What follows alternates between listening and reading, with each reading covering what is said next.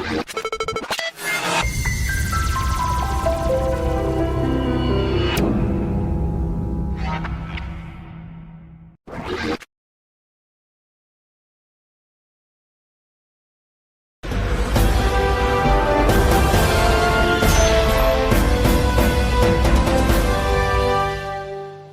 baik, Pak Kepala BPBD, selamat siang.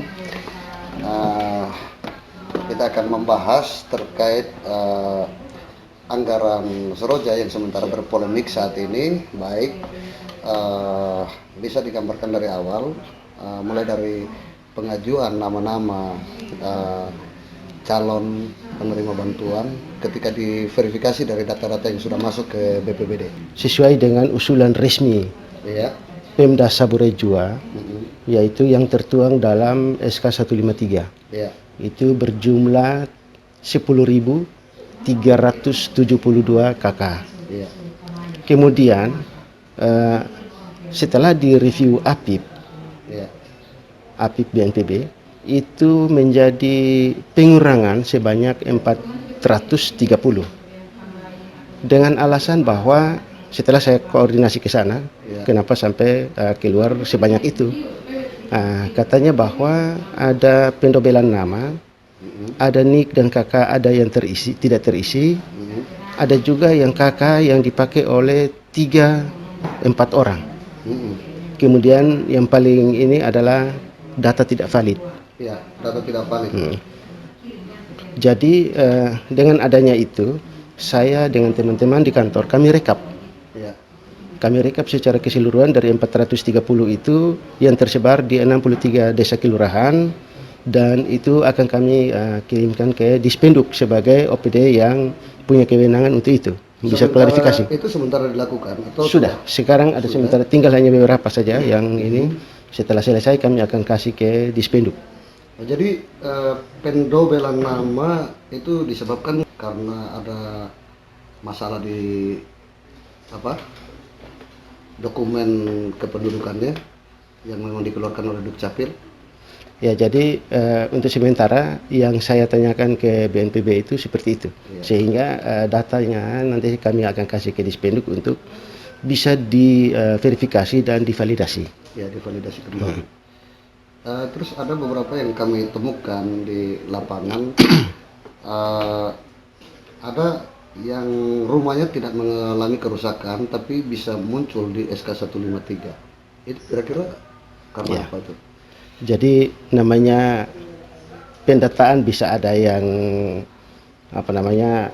human error, biasa begitu. Tetapi kami sudah minta kepada desa kelurahan supaya mendata dalam hal ini bahwa verifikasi dan validasi sesuai dengan kondisi lapangan. Kondisi real lapangan.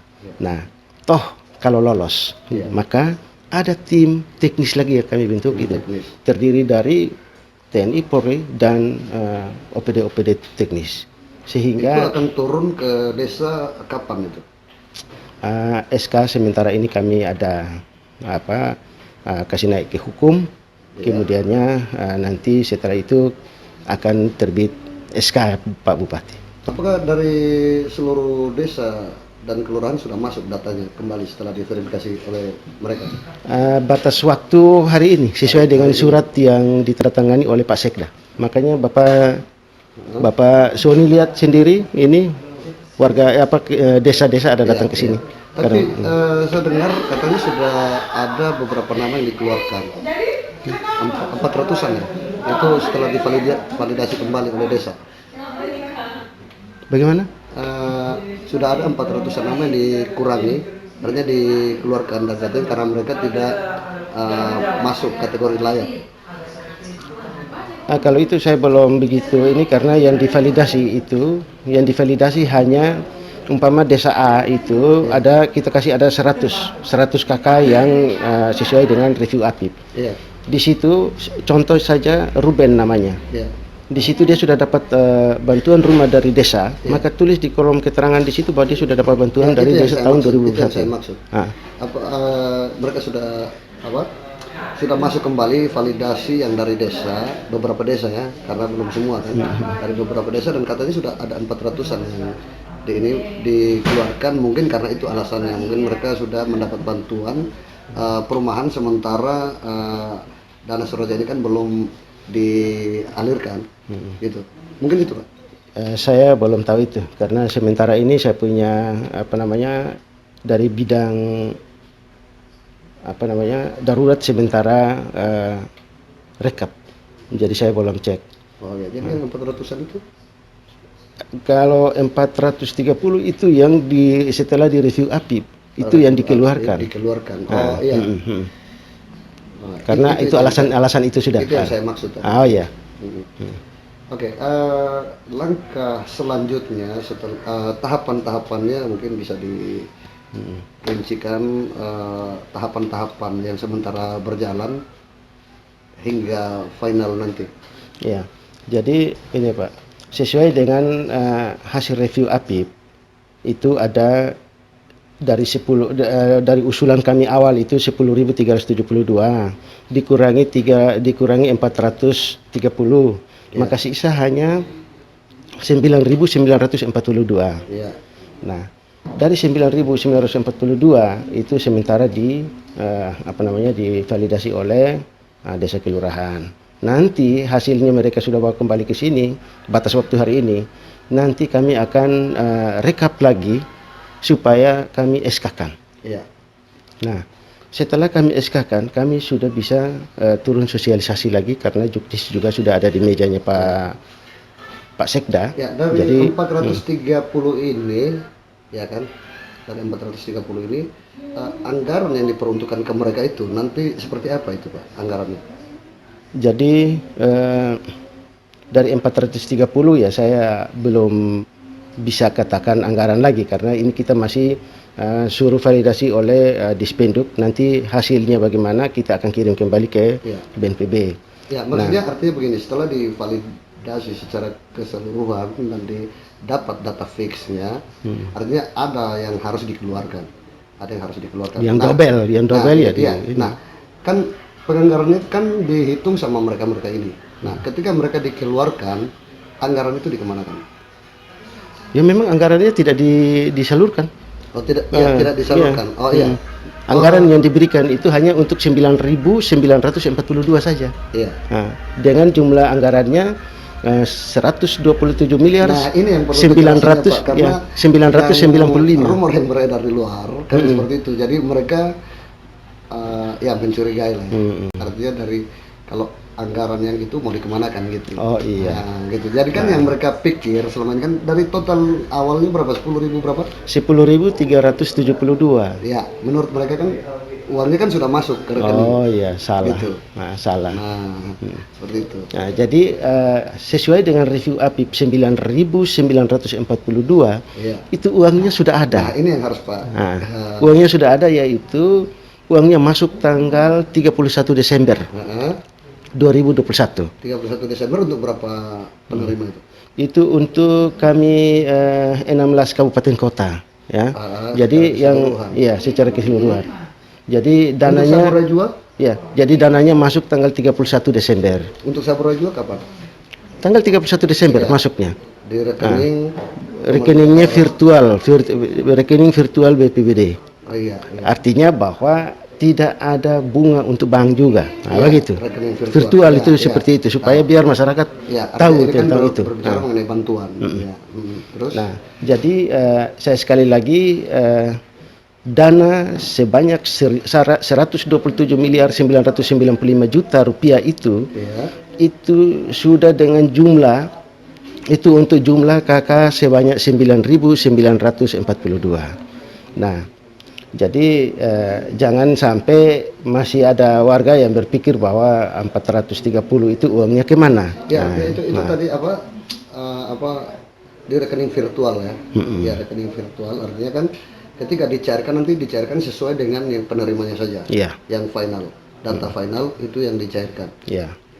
Jadi saya lanjut sesuai dengan apa yang selain daripada para kepala desa dan lurah memverifikasi dan validasi, tetapi saya juga ada minta kelengkapan seperti map senel hektar warna hijau, kuning dan merah di dalam map itu harus ada cantumkan fotokopi KTP, kartu keluarga, dan foto rumah awal. Ya. Nah, dari situ dengan materi juga 2 lembar yang 10.000. Kemudian dasar itu saya akan membuka rekening. Iya. Nah, Oke Pak, berarti ya. kita bicara langsung ke Juknis sekarang ya. Ya. Ke Juknis yang telah disediakan oleh BPBD ya. Juknis kan masih di meja ini. Ya, Jadi kita tapi kan berbicara sudah gambarnya seperti apa gambarnya. ya. Karena ada yang salah tafsir, menurut mereka masyarakat penerima itu yang membuka rekening. Oh iya. Nah, gitu. Jadi nanti akan dibahas mengenai Juknis itu sekalian. Coba Iya. mungkin Bapak Jadi silakan. saya perlu klarifikasi yang benarnya adalah bagaimana kita mempermudah masyarakat tidak boleh pi antri di bank. Iya. Bagaimana kita mempermudah masyarakat supaya dia jangan pergi buka rekening di bank sendiri-sendiri, nanti dia akan pakai uang nanti. Iya.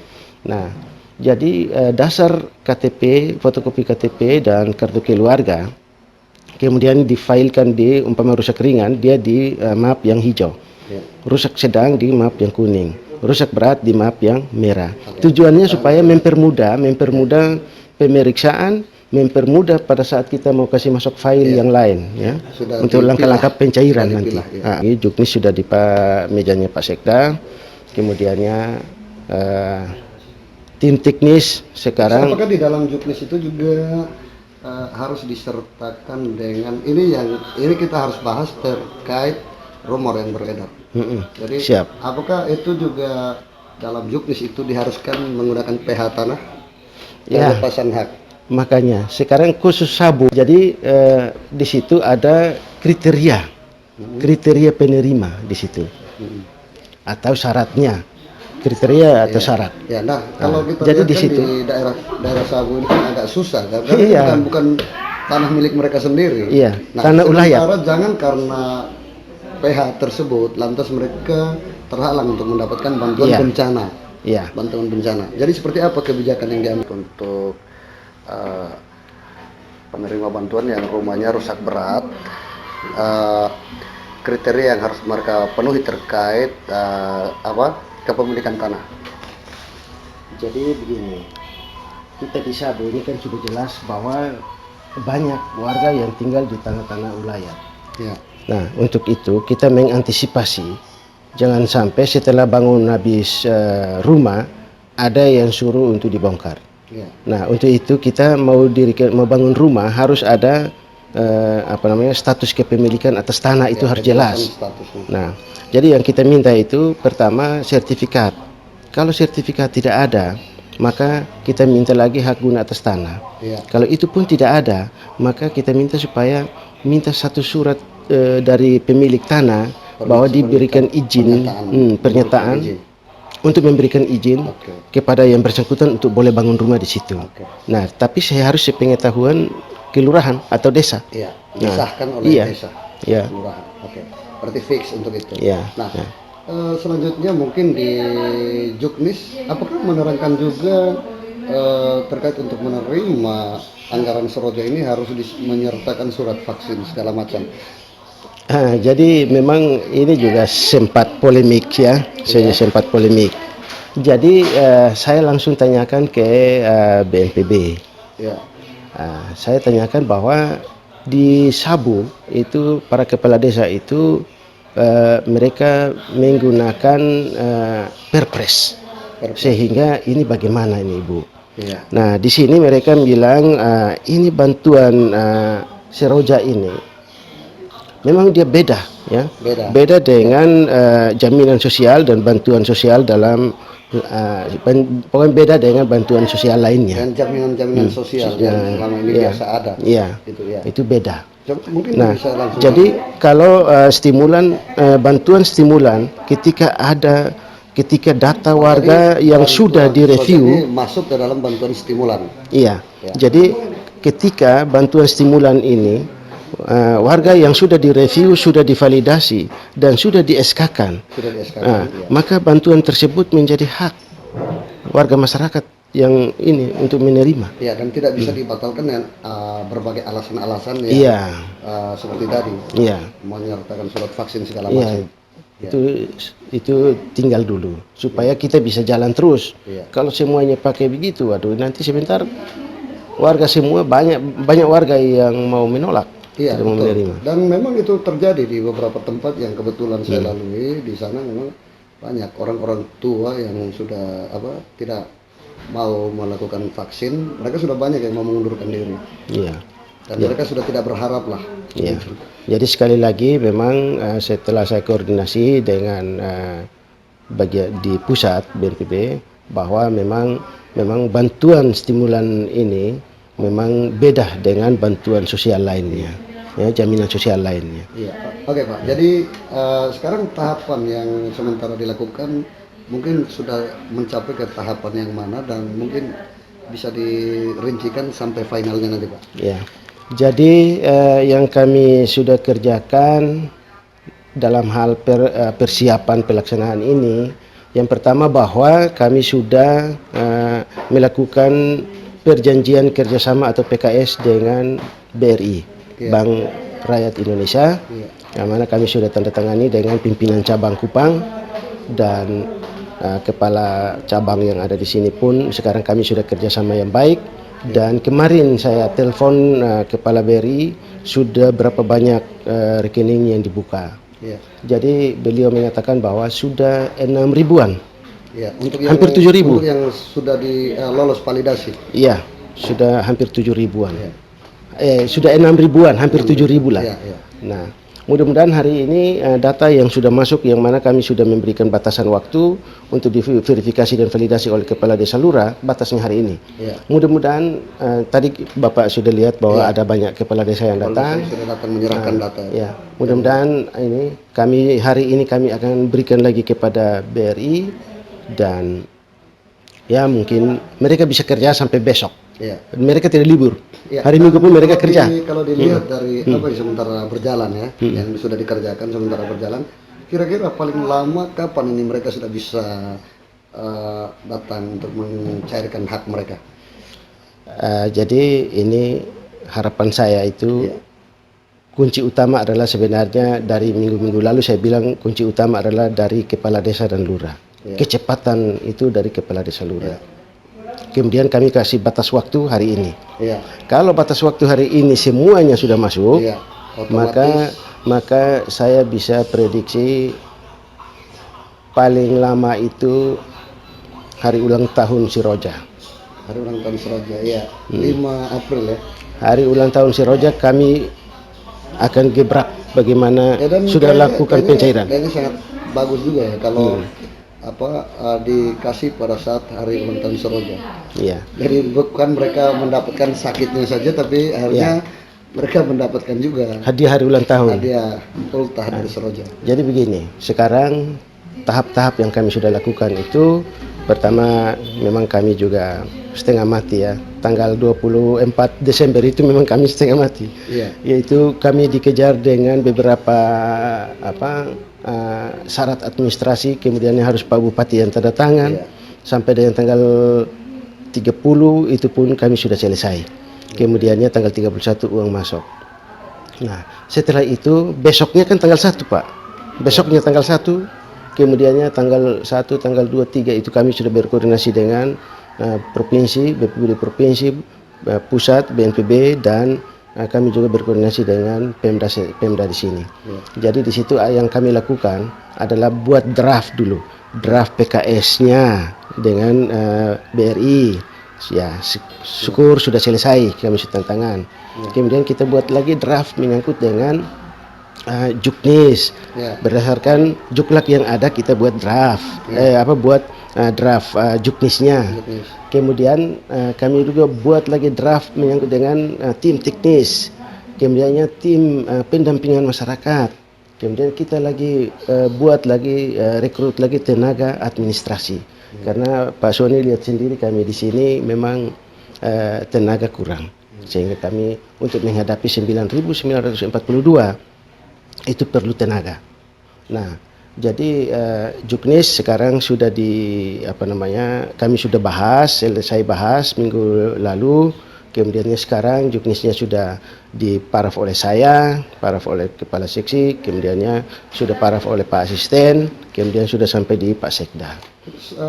Tim verifikasi yang dimaksud yang akan turun setelah validasi, kapan kira-kira mereka akan turun? Tim verifikasi, bukan tim teknis. Oh, tim teknis yang untuk mencocokkan kembali data. Iya, tim teknis itu sekarang ada di tim teknis sekarang masih ada di hukum. Karena masih menunggu lampiran nama-nama yang masuk dalam tim teknis. Nah, itu kami sudah keluarkan surat untuk semua OPD yang kami minta di setiap OPD itu, mereka juga sudah kasih masuk. Sekarang tinggal Polres saja yang belum. Nah, kalau dari tentara, untuk TNI sudah yang terkait. Seperti tim teknis kan PUPR. Nah, Terus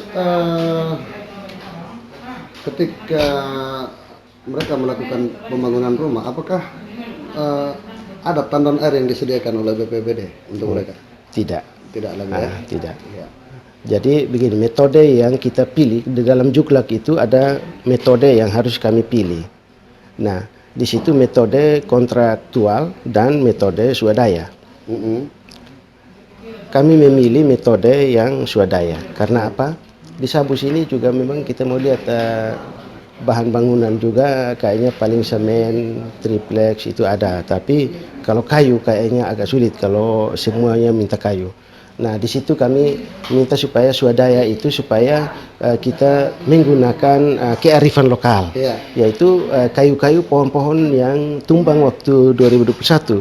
Ini mereka bisa gunakan, mereka bisa gunakan, yaitu itu masuk ke swadaya. Iya, itu kearifan lokal yang kita ini. Kemudian swadaya masyarakat itu masuk pada pemberdayaan masyarakat.